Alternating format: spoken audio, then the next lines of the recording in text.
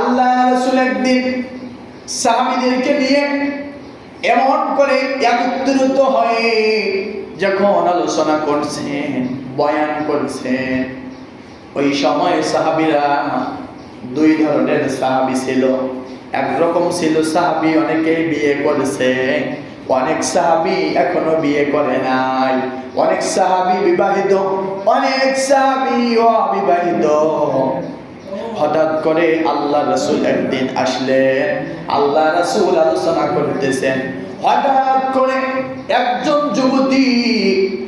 যুবতী নারী এসে বলে, ও নবী গো, ইয়া রাসূলুল্লাহ, ইয়া হাবিবাল্লাহ, ও নবী আমার, আপনি এখানে আছেন, আপনার যে সাহাবীগুলো বিয়ে করে নাই এই সাহাবীদেরকে বলেন কোন সাহাবী আমাকে বিয়ে করবে। চিৎকার মেরে বলেন সুবহানাল্লাহ।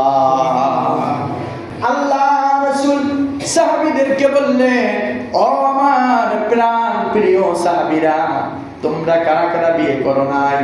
তোমরা যারা বিয়ে করো নাই, এই যুবতী তোমাদেরকে প্রস্তাব দিয়েছে, তোমরা কারা রাজি আছো এই যুবতীকে বিয়ে করবে? একজন সাহাবী বিয়ে করা লাগবে।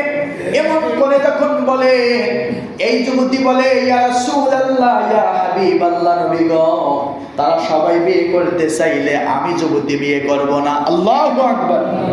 সবাই যদি প্রস্তাব দেয় আমি প্রস্তাব গ্রহণ করব না।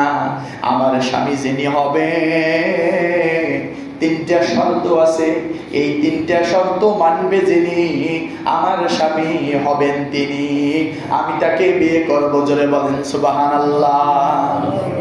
20 জন সাহাবীর হাত তুলেছিল, হাতগুলো উঁচু ছিল 20 জন সাহাবীর মধ্যে।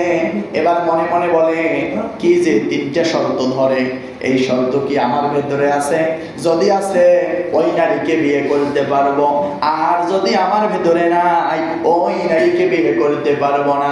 আল্লাহ রাসূল বললেন, ও সাহাবারা, তোমরা কি যদি রাজি থাকো এই যুবতীর তিনটা শর্তে, তাহলে তোমাদের সাথে বিয়ে দিয়ে দেব। আল্লাহ রাসূলকে বলা হইল, ও নবী গো, ওই যুবতীকে জিজ্ঞাসা করেন ওই যুবতী কি কি শর্ত দেয়, যদি আমরা পারি শর্ত মেনে নিয়ে বিয়ে করব। সুবহানাল্লাহ। আল্লাহর নবী সামনে বসে আছে, অনেকগুলো সাহাবী বসে আছে, 20-30 জনের মতো অবিবাহিত আছে, অনেক সাহাবী ওই যুবতীকে বিয়ে করতে চেয়েছেন। হঠাৎ করে আল্লাহর নবীর সামনে ওই যুবতী তিনটি শর্ত দিল। 1 নাম্বার শর্ত হলো, আমার স্বামী হবে যিনি, প্রতিদিন কোরআন খতম করা লাগবে, এমনকি সারা রাত নফল নামাজ পড়া লাগবে, 12টা মাস রোজা থাকা লাগবে। তিনটা শর্ত দিছে যখন, সাহাবীদের হাত নিচু হয়েছে যখন, এমন করে আল্লাহর নবী তখন বলে, এই তিনটা শর্ত তোমরা কি কেউ মেনে নিতে পারবে না? সাহাবারা একজন আর একজন তারা গুনগুন করে আলোচনা করে, কি ব্যাপার, সারা রাত কি নফল নামাজ পড়া যাবে? ঘুম পারবো কখন? 12 মাস কি রোজা থাকা যাবে? 12 মাস যদি রোজা থাকি খাবো কখন? আর প্রতিদিন কোরআন খতম করা এটা তো সম্ভব না। অনেক সাহাবী যাদের হাত ছিল উঁচু, তারা হাতগুলো নিচু করলেন। নিচু করার পরে এই সাহাবীগুলো এবার সুন্দর করে এবার মনে মনে তারা আলোচনা করে যে এই শর্তগুলো তো মেনে নেওয়া যায়, কেমন করে মেনে নেব? হঠাৎ করে কিছুক্ষণ পরে একজন সাহাবী দাঁড়িয়ে বলে, লাব্বাইক ইয়া রাসূলুল্লাহ, ইয়া হাবিবাল্লাহ, ও নবী গো, আপনি হয়ে যান রাজি, আমরা রাজি, আপনি হয়ে যান কাজী, এই যুবতীর সাথে আমার বিয়ে দিয়ে দেন। সুবহানাল্লাহ। বাকি সাহাবীগুলো বলে, ও সাহাবী ভাই, তিনটা শর্ত কি মনে আছে?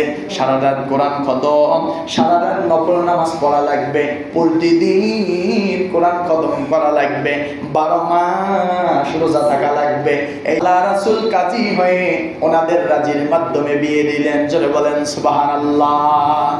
আমার বাবাজিরা, আমার যুবক ভাইরা, ইসলামটা কঠিন না, ইসলাম হলো সহজ, কিন্তু আমরাই ইসলামকে কঠিন করে ফেলেছি, ঠিক কিনা বলে?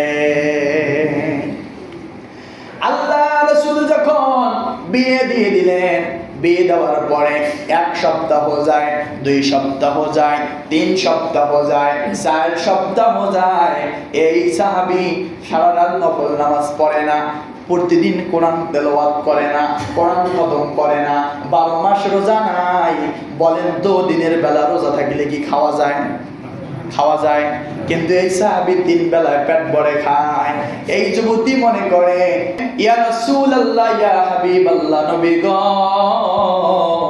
এমন মিথ্যাবাদী আমার স্বামী, আপনার সাহাবী, সারা রাত নফল নামাজ পড়ে না, কোরআন খতম করে না, রোজাও থাকে না, 4 সপ্তাহ হয়ে গেল। ওই বিয়ের পরে যেমন আর তেমন খাওয়া দাওয়া করে ঘুরে বেড়ায়, কোনো আমল দেখি না। আল্লাহর নবী কয়, আমার সাহাবী তো এমন হতে পারে না। এই মহিলা বলে, ও নবী গো, আমার কথা যদি বিশ্বাস না করেন ওই সাহাবীকে ডেকে বলেন। আল্লাহ নবী বলে, ঠিক আছে, আসরের সময় যখন নামাজ পড়তে আসবে আমি ওই সাহাবীকে ধরব। জোরে বলেন মারহাবা। এমন করে যখন বললেন, আসরের সময় যখন হয়ে গেল, এই সাহাবী নামাজ পড়তে আসলেন। আল্লাহ রাসূল বলল, ও সাহাবী আমার, তুমি যে 4 সপ্তাহ আগে বিয়ে করছো, তোমার স্ত্রী তোমার নামে নালিশ দিয়েছে, বিচার দিয়েছে, তুমি নাকি রোজা থাকো না, তুমি নাকি কোরআন পড়ো না, তুমি নাকি সারা রাত নফল নামাজ পড়ো না, ব্যাপার কি? এই সাহাবী বলেন, নবী গো, বিচার দিয়েছেন কে? যেমন ভরা মজলিসে বিয়ে দিয়েছেন, ভরা মজলিসে আমি সাহাবী উত্তর দিয়ে দেব আমি আমল করি কি করি না। জোরে জোরে বলেন সুবহানাল্লাহ। আল্লাহ রাসূল একদিন ডেট করলেন, মন করে সকল সাহাবী বসে আছেন, ওই নারীকে ডেকে আনা হলো। ওই নারী সবার সামনে বলে, ও সাহাবী ভাইরা, আল্লাহ রাসূল সামনে বসে আছে, এমন করে আমরা হয়েছিলাম রাজি, আল্লাহ রাসূল হয়েছিল কাজী, আমাদেরকে বিয়ে দিয়েছিল। আমি নারী হিসাবে শর্ত ছিল 3টা, সারা রাত নফল নামাজ পড়া লাগবে, প্রতিদিন কোরআন খতম করা লাগবে, প্রতিদিন 12 মাস রোজা থাকা লাগবে। কিন্তু আমার স্বামী হয়েছেন যিনি, একটা আমলও করেন না তিনি। আমি বিচার চাই, আপনারা সবাই মিলে বিচার করেন। এই সাহাবী লাব্বাইক বলে, দাঁড়িয়ে বলে, ইয়া রাসূলুল্লাহ, ইয়া হাবিবাল্লাহ, ও নবী গো, আমার বিবি বলেছেন যিনি, সত্য হয়েছে তিনি, কিন্তু আমি আমল করি এটা হয়তো উনি জানে না। ও নবী গো, আপনি বলেন বলেন বলেন তো, আপনি বলেছেন এশার নামাজের পরে কোনো বান্দা বান্দি যদি বেতের নামাজের পরে বিছানায় শুয়ে যাওয়ার আগে 2 রাকাত নফল নামাজ পড়ে, সারা রাত নফল নামাজ পড়া সব আল্লাহ তার আমল নামায় দিয়ে দিবে।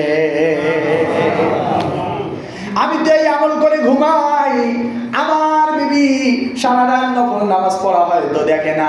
ও নবী, আপনি বলছেন কিনা বলেন। বল, জি আমি বলেছি। ও নবী, আপনি আরো একটা কথা বলেন। আপনি বলেছেন কোন বান্দা বান্দি যদি বিছানায় ঘুমানোর আগে উজুর মাধ্যমে 3 বার কুল হু সূরা পড়ে, সূরা ইখলাস পড়ে ঘুমায়, 30 পারা কোরআন খতমের সব আল্লাহ তার আমল নামায় দিয়ে দেয়। ও নবী, বলেন বলেন গো, ও নবী গো, আপনি বলেন কোন বান্দা বান্দি যদি রমজানের ঈদের পরে শাওয়াল মাসে 6টি নফল রোজা রাখে, 12 মাস রোজা থাকার সব আল্লাহ তার আমল নামায় দেয়। ও নবী গো, আমি রাতের বেলা যখন ঘুমাই, বেতের নামাজের পরে 2 রাকাত নফল নামাজ পড়ে ঘুমাই, সুবহানাল্লাহ। ও নবী গো, আমি যখন বিছানায় ঘুমাইতে যাই, তখন আমি সূরাতুল ইখলাস 3 বার পরে ঘুমাই, আর অন্যান্য আমলগুলো করি। এমনকি ঈদের পরে শাওয়াল মাসের 6টি নফল রোজা রাখি, আমি আমলগুলো করি। আপনি বলছেন কিনা বলেন। আল্লাহ নবী কয়, সবে তো ঠিক আছে। এই বাকি সাহাবীগুলো বলে, কি ব্যাপার কি ব্যাপার, এগুলো তো আমরাও জানি। আমরা যদি সেই দিন এই কথাগুলো জানতাম, আমরাও বলতাম, এই যুবতীকে বিয়ে করতাম। আর এই যুবতী বলে, আমার স্বামী এত চালাক, চুপ চুপ করে আমল করে, আমি জানি না। বাকি সাহাবীগুলো বলে, সেদিন যদি এগুলো তো আমরাও জানি, আমরাও আমল করি। এই সাহাবী বলে, ও সাহাবী ভাইরা, কোনো টেনশনের কারণ নাই। ওই নারী আমার কপালে ছিল, আমার সাথে জোড়া ছিল, আসমানে আল্লাহ রেখেছিলেন। এই আমলগুলো করলে হবে না, সেদিন তোমাদের মনে ছিল না, সেদিন আমার মনে ছিল। আর আল্লাহ রাসূল কাজী ছিল, আমরা ছিলাম রাজি। আমাদের বিয়ে আল্লাহ আল্লাহ রাসূল পড়াইয়া দিয়েছিলেন।